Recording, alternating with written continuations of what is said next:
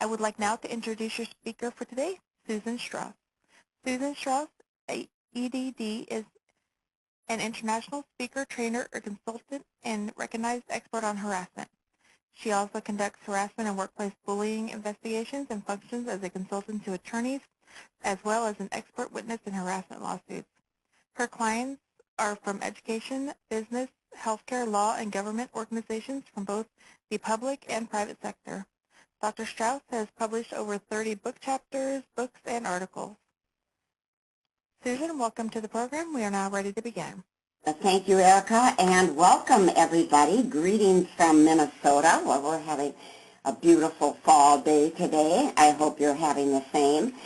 Just a heads up, I've got a bit of a cold, so I hopefully will not cough too much. And with that, of course, I cough. I will be periodically taking a break for a drink of water, just a heads up, because I don't want you to think you've lost the connection. So with that, let's get going. There is just a bio that might be helpful. Please note that I've left my phone number there as well as my email. And so let's get going. So what are we going to talk about today? Well, one of the things that we're going to do is define what we mean by bullying. You know, there's just a ton of different definitions out there, and the definition varies based on who did the study, what country they're from, if they're studying it from a psychological or a sociological or a legal perspective.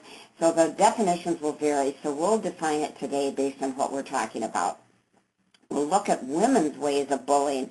And some people have said, well, for crying out loud, women and men, we all bully the same, don't we? Well, sometimes not. As women, we've been socialized to bully in a little bit different way. We'll discuss the causes and some of the contributing factors of women's bullying. Oh, sorry, I see I've got a little typo there. And we'll look at what's management's role in the prevention and intervention of women's bullying.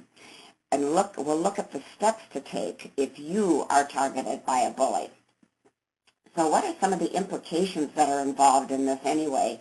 Well, one is financial. We know that when individuals are bullied, that they are more likely to quit work. They have an increase in absenteeism, a drop in productivity.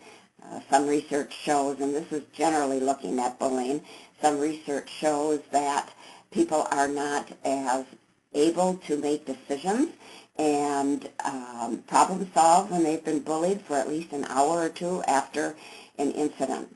We're talking about it from a psychological perspective as well. Those that are bullied experience a variety of different psychological impacts, including, of course, it's a stressor. So you've got a